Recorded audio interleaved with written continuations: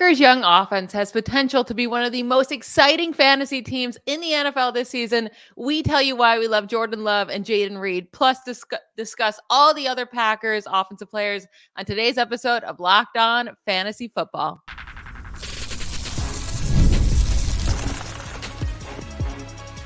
You are Locked On Fantasy, your daily NFL fantasy podcast. Part of the Locked On Podcast Network, your team every day. Thanks for making Locked On Fantasy Football your first listen every day. I'm one of your co-hosts, Michelle Magdziuk. When I'm not doing this, I'm a researcher and fantasy analyst with NFL Network. And I'm your other co-host, Vinnie Iyer. When I'm not doing this, I'm writing about NFL fantasy and betting for sportingnews.com. Today's episode is brought to you by Game Time. Download the Game Time app, create an account, and use code LOCKEDONNFL for $20 off your first purchase. Terms do apply. All right, we are hopping into the Packers today. We're going through all 32 NFL teams, giving them each an episode and discussing their fantasy outlook for the 2024 season. Today's turn is the Green Bay Packers. So last year, they totally over exceeded expectations, right? They were super young going in. We didn't know what to expect out of Jordan Love, but they made the playoffs. They even won a playoff game against the Cowboys. They lost to my 49ers, but they looked impressive, especially during the second half of the season. Averaged the 8th most fantasy points per game as a team last year. Jordan Love finished as the quarterback 6 in fantasy points per game his first year as a starter. Jayden Reed led all Packers players with 11.6 fantasy points per game. That was wide receiver 24, which as a rookie, that's really solid. And then, of course, they also had Christian Watson, Romeo Doubs, Wicks, Luke Musgrave, and Tucker Kraft. They all kind of showed splashes as well last season. And then there one big change up this year is changing out Aaron Jones, longtime running back starter, for Josh Jacobs. So let's dig into all this. Let's start at the top here at the quarterback because everything runs through him. It's all going to depend on Jordan Love himself. Quarterback 6 in points per game last season. Do you think he can keep this up? His efficiency, and especially with his passing touchdowns, and be a great fantasy producer this year? Yeah, when you look at it, I mean, it was a lot touchdown based, his breakout season. There were not a lot of big touchdown totals put up at quarterback throughout the league. So for all the guys that weren't putting up the rushing totals and supplementing their production that way, they were kind of in the same bucket. And Jordan Love just happened to score a few more times, breaking that 30 TD barrier. So I don't know if it's going to be the same this year. I think you could have a lot more quarterbacks that pop over to 30. So Jordan Love could stay somewhat near where he is, but that may not keep him as high as he is because there's going to be some guys who are going to score a lot more behind him, likely. So that's something to keep in mind. So he's not going to be the best value in relation to the field that he was last year. He definitely was, because we were taking him as a QB2, a lot of cases from anywhere from 15 to 20. That was a great value if you look at it. But if you're looking for QB6 value, it's very expensive right now for Jordan Love. There's a lot of other guys, including the one we'll talk about with the Bears and Caleb Williams, that he might have some value, or Jaden Daniels even going as a QB2. And then you have Kyler Murray, we've talked about, Anthony Richardson, guys that weren't not really options for much of last year. So Love scoring might stay the same, but I think the threshold of the fantasy scoring could really go up here. So keep that in mind. Again, it's not just where this quarterback ranks in scoring, but in relation to everyone else as well. So that may not be as high. So I think he took advantage of some of that disappointment all across the league there. The efficiency was very high, so keep that in mind. I mean, he was very, again, touchdown based with a percentage. So I think he's solid. I don't know how much more he can do, however, because I don't know if the Packers necessarily want him to do much more. I mean, it's probably the makeup of their offense, whether it was Aaron Rodgers or him. And I think it could really play out like the 2019 season, where I think the Packers realize we want to have that traditional running game. We want to be able to do that a little bit more with consistency, feed our running back, use our defense a little bit more, take pressure off our quarterback. So I just think this is weird, but I think Jordan Love is kind of the same quarterback in this transition, but it may not yield the same type of high results. Yeah, like I really like Jordan Love. I like what I saw out of him last year. It's the cost, right? And it's the worry that 32 touchdowns is repeatable. His 5.5 passing touchdown percent is repeatable. But he also was only good for half of a year, right? There was a large stretch there where he really was pretty bad for fantasy, and you probably dropped him by the time he ended up going off.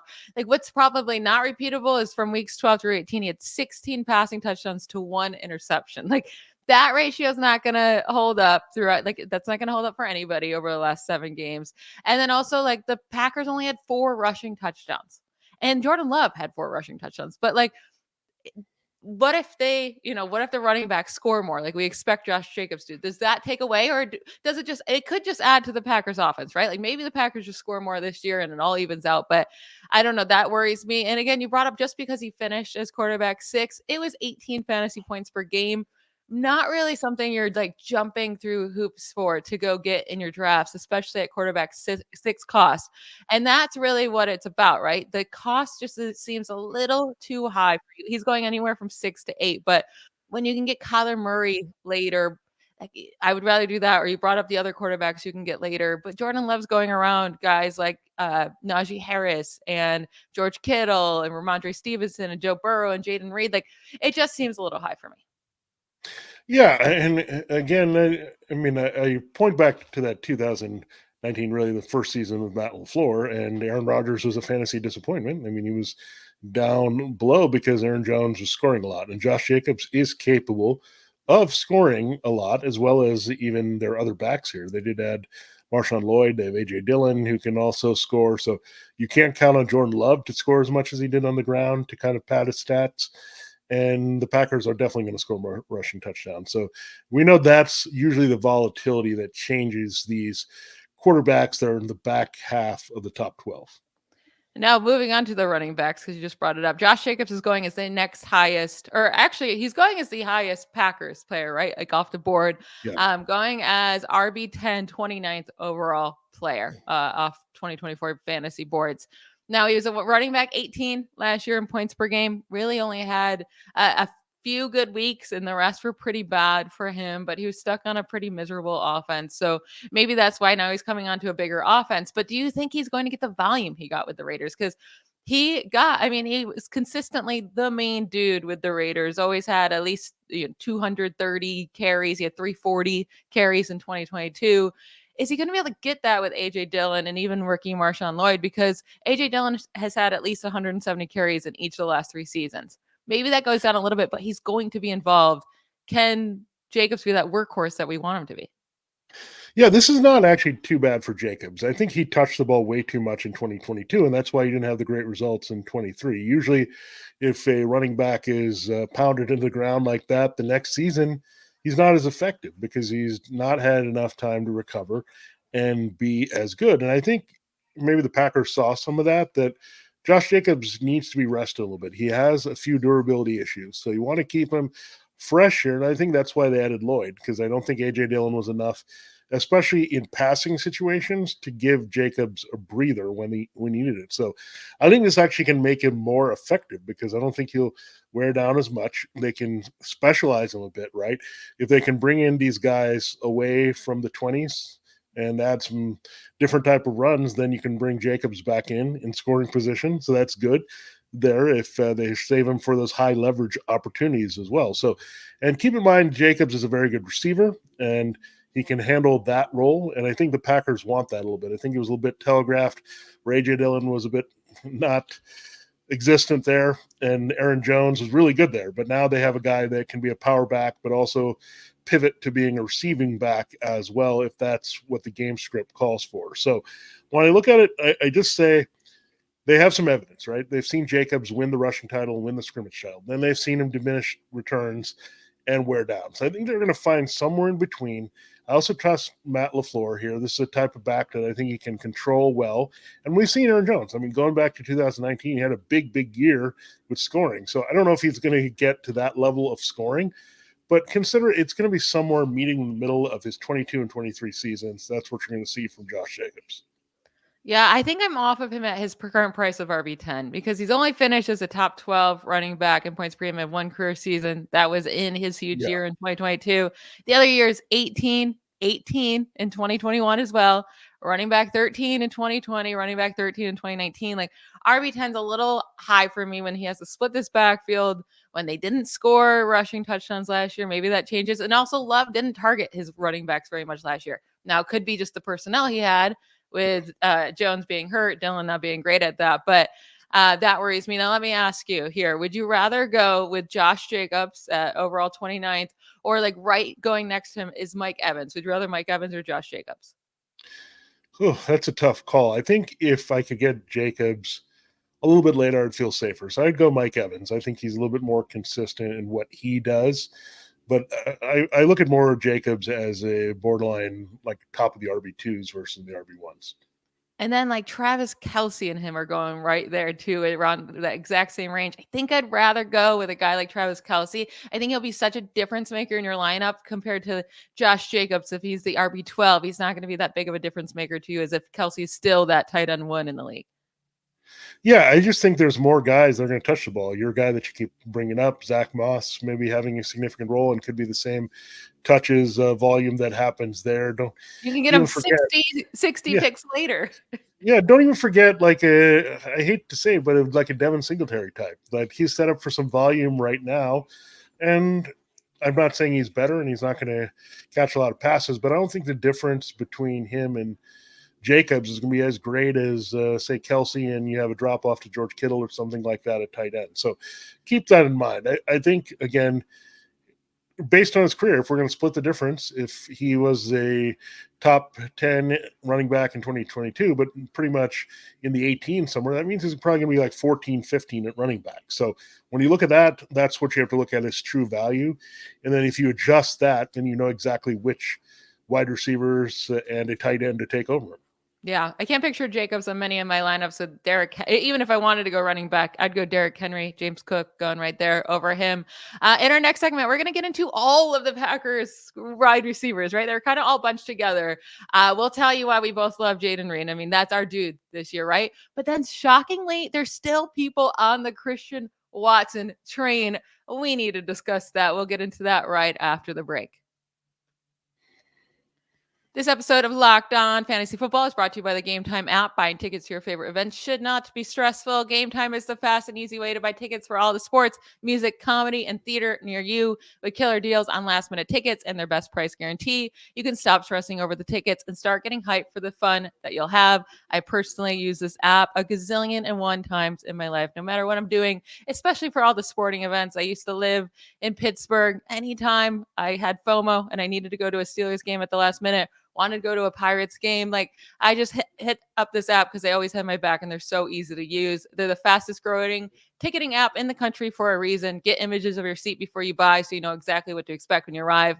Buy tickets in a matter of seconds, 2 taps, and you are set. And tickets are sent directly to your phone so you never have to dig through your email. Take the guesswork out of buying tickets with Game Time. Download the Game Time app, create an account, and use code LOCKEDONNFL for $20 off your first purchase. Again, that's code LOCKEDONNFL, LOCKEDON NFL for $20 off. Terms do apply. Download Game Time today. Last minute tickets, lowest price guaranteed. I think you and I would both agree that Jayden Reed is the wide receiver one for the Packers. Do you agree with that?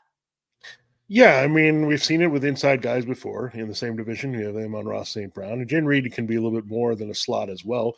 We saw he had a little bit of Debo in him as well, in getting that versatile role and getting some rushing opportunities as well in this offense. So I think he's the established guy. I think they're trying to figure out the rest here, but they know they're good to go with Jayden Reed. They know his role. They can put him in different situations to succeed, and he'll come through. It's really figuring out the outside guys consistently here. They've got a lot of different options. There's only one guy who can kind of do what Reed can do in the slot, and that's Reed. So that's good for him. He has a well-defined role. He has a lot of trust here from Jordan Love. So he's going to be discounted just because, again, Watson is a little flashier and glossier. But again, keep in mind, Jayden Reed was a wide receiver 2 last year. That is incredible here. And right now, he's going as a wide receiver 33. I don't think there's any reason to drop him 9 spots. What are we doing here? He's still the main guy that Jordan Love is going to look at all over the field. So again, don't be looking at, okay, he's a slot. Remember when we were down on Amon-Ra St. Brown, because early it was like, okay, he was the only guy, so he had to get all the targets because he was a young player. Then everyone realized, oh, he's good. That's why he's getting the volume and he can dominate. So I think Reed is on that same trajectory as Amon-Ra St. Brown. And it's kind of same thing, like came on strong there at the back end of the rookie year. So I love it. Jayden Reed, again, if you can get him as wide receiver 33, 63 right now overall, that's a 6th round pick. You got to love it. I think he's as high as a mid 5 rounder. Yeah, this is a guy I'm easily fine with even reaching on. Like you mentioned, it makes no sense why his price would be lower than where he finished last year as a rookie, especially when he didn't break out until the second half of the year. Like, I've never seen a guy come into his second season, and he's a second round pick. So, like, an early round pick coming into his second year. That's when normally everyone's so excited about wide receivers. Have the breakout he did at the end of last season, and just nobody cares. There's also so much room for him to grow. So the price should only be higher than where he finished last year. He only played 52% of team snaps last year. Like, that's going to increase this season. Dobbs was at 77%. You would expect Reed to be on the field way more this year in his second year. The second half of last season, from weeks 10 through 18, Reed was the wide receiver 10 in points per game. He was averaging 17.4 points per game in a PPR league. Like, there is a ton of room for him. He led the team in targets and receptions and receiving yards and receiving touchdowns and rushing touchdowns, and was second in scrimmage yards from weeks 8 through 18 on this team. He's a steal of the draft in my mind. Yeah, and I think part of it, and this is a good segue into Christian Watson. What I don't understand either is Christian Watson dazzled as a rookie because he had those high touchdown rate performances, right? Where he would score, didn't need a lot, and he would be fed by Aaron Rodgers and would do it. But that would say, okay, we're going to hype Christian Watson more, right? I would say if you're going to drop Reed, then Watson's going to have a bigger role. No, and he's right at where he was last year, wide receiver 42 in points per game last year. He's now 44th in ADP at the position. So we're even rating him lower. So what's the deal here? I think, again, Christian Watson is maybe the shiny new toy, the guy that we think can erupt at some point because of his physical skill set, going back to his combine performance and all the buzz he created as a rookie. But again, it's hard for him to stay on the field. I think he does have a high ceiling. Let's get that straight, that he can make some big plays and score, but it's so volatile. And when you factor in Romeo Dobbs and Dontayvion Wicks and the tight ends, there's a lot of guys who could cut into the work that Jayden Reed is not getting, and that includes Watson. So I'm not buying it here with Watson. I think I go Reed a lot more and enjoy that value where you're not really getting any value with Watson. Yeah, I'm starting to see the hype start to build on Watson, whether it be on Twitter or listening to him podcasts. Like, people still believe in this guy. He is only entering his third season. He is still super, super young, and he's just missed a lot of time, right? Missed 3 games in his rookie season, 8 games last year in his second season. And I That's a know factor. the last 2 games he played, they were great, right? Like, he had big games there, but that's really it from last year. He did absolutely nothing until weeks 12 and 13, and then got hurt. It's kind of like the story of his career. I will just say, like, I think his ceiling is exactly what we saw from Gabe Davis last year, where he's going to have some monster games. We're not going to have any reasoning to know when they're going to be. And then the other games, he's going to just put nothing. Now, I don't mind those type of players on my team. If I have one guy, I don't mind that in my flex, especially when they have good, nice matchups. And he is going late, right? 95th overall. Would you rather Christian Watson, let me ask you, or a rookie in Ladd McConkey, who could be the top target with Justin Herbert with the Chargers? Yeah, I'm going Ladd McConkey. I know his clear path targets there, and I don't know Watson's clear path target. So, and the inconsistency, again, there is competition there. Don't forget about Dubs and Wicks, where Ladd McConkey, we talked about the vacated targets with the Chargers. I mean, it's basically him and trying to figure out what veteran in the mix with Josh Palmer is going to catch passes. So I like direct paths to targets that I know a player is going to get. Another rookie I'll ask you. I would also go with Ladd McConkey, by the way.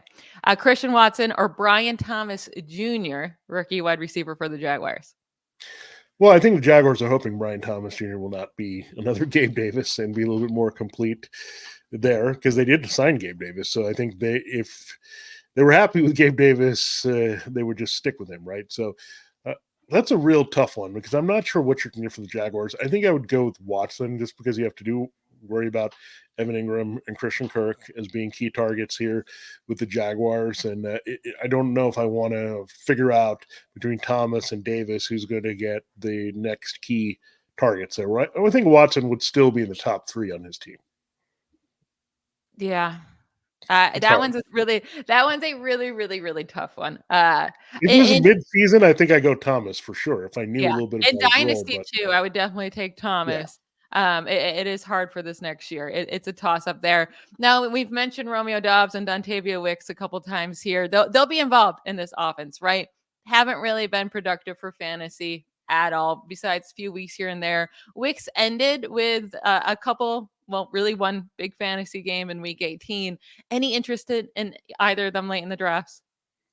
I think they're both very talented receivers. The problem is I don't know how one is going to see playing time over the other. I can't say that for now. I think it's going to have to come at the expense of Watson, right? I mean, well, if Watson's on the field, then you feel like the Packers might trust one of these guys in a more regular role. Then you also have to worry about the tight ends. We'll talk about those guys as well. So there's so many things you're sorting out in the receiving core, and maybe this circles back to I'm not really interested in anyone that isn't Jayden Reed in this passing game.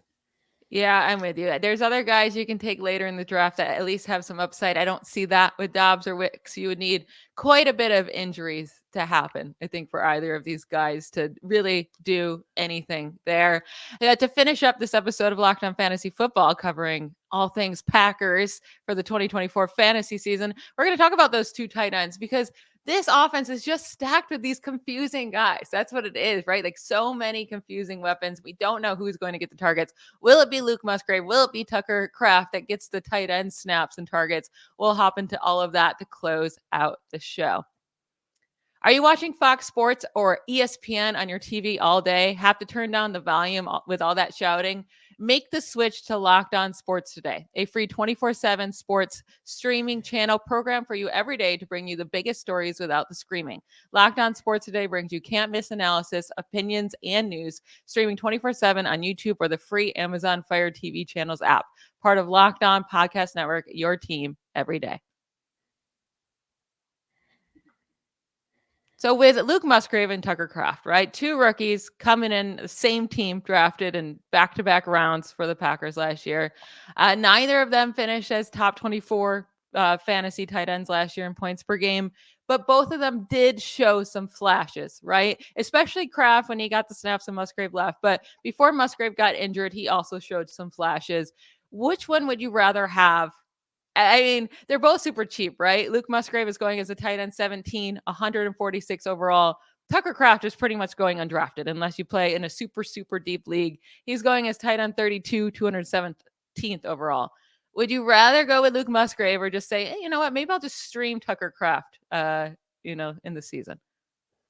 Yeah, I mean, Tucker Kraft to me seemed to have a kind of better role when Musgrave was out than Musgrave had when he was the guy. And it was just weird. I think what we got from Luke Musgrave was his athleticism. He can stretch the field a little bit.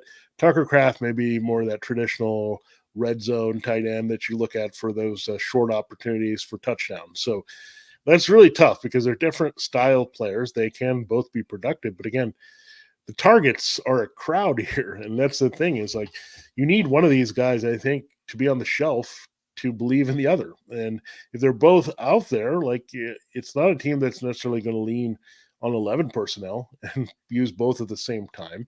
They're probably mixed between, the 12 personnel. They're probably mixed between 11 and 12. So when you have that, you have 3 receivers sometimes, you'll have 2 tight ends sometimes, you don't know when.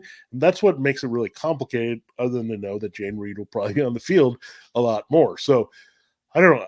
When I look at this, if I'm going to look at really 2 low-end options, I go for the one that's cheaper, right? And Kraft is the cheaper one. There could be a bit of a separation at some point. Musgrave has to still prove he can stay healthy here. So I don't know. They're both kind of different talents, so it's hard to know who kind of emerges, but again, at their cost now, tight end 34 for Kraft and tight end 25 for Musgrave. I mean, that's 9 spots, not insignificant. I take the dart throw in Kraft. I think I might, if I had to pick one to be on my team, I think I would go with Luke Musgrave, even though he's pricier. I just see no upside here with Tucker Kraft. We even saw him without Luke Musgrave, and he was playing with 90%. He even got 100% of snaps in one game, and the ceiling's just non-existent for him, right? I think I mean, he was also a rookie, so there's chances to grow, but I think Musgrave is that guy that they took to be the receiving tight end. He has special capabilities. He has a skill set to be like to just have a higher ceiling at tight end. Do I expect a lot from him? No, this year, just because of everyone he has to compete with targets. But if a guy were to break out in this offense at tight end, I do think it would be Musgrave. So I'm finally going with him because he's still so cheap. But then you look to see who he's right next to, right, at tight end. And then that's when you're like, would I take Musgrave? Because going back to back here at tight end position, it's Pat Freiermuth or Luke Musgrave. I know you are big on Pat Freiermuth. You would take Freiermuth over Musgrave, I'm guessing. Yeah, I would, just because I know Arthur Smith's history is to have two tight ends on the field, and that should mean more snaps for Matt Freiermuth that I know are going to be there because he is their top tight end, and the rest don't have as much experience there. So I know he'll be on the field. Where I'm not sure exactly how this is going to sort out snaps 11 versus 12 personnel, and that's kind of getting into the weeds a bit. But that's why I like Pat Freiermuth. I think he's just more of a solo tight end in a better tight end system going forward. Yeah, I think the touchdowns also just Yeah, seem much more likely for Freiermuth than they do for Musgrave, just with the yeah. competition as well.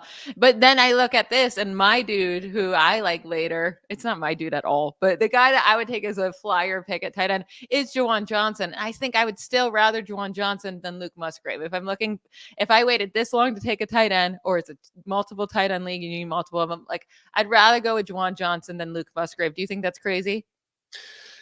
I would say no, because right now the depth chart there for the Saints is kind of wide open at tight end. And right now, Juwan Johnson would be in the lead. Taysom Hill is kind of more in this hybrid role right now. So I think Juwan Johnson does have something going with Derek Carr, and it's also a 49er style of offense now with Clint Kubiak where they'll use the tight end a little bit more. So, again, I like these solo tight ends more, and I think you'll see just maybe a shuffle in the depth chart behind Johnson. But again, the presence of Kraft just makes it really hard to trust Musgrave. It really does. That's what it is with this team, right? Besides Yeah. Jayden Reed, for I'm talking about just receivers here. It's really hard to trust any of them because they're all kind of in the same bucket of riskiness. Jayden Reed, I feel very strongly about will like kind of even further that gap even more next season. I'm excited to see what he can do. That is it for today's show. Thank you to you all for making Locked On Fantasy Football your first listen every day. Everydayers, Vinnie and I will be back tomorrow talking about the Chicago Bears and their 2024 fantasy outlook. And then we'll come back on Monday to finish up the NFC North and hit on the Vikings. Don't miss it. Bye, y'all.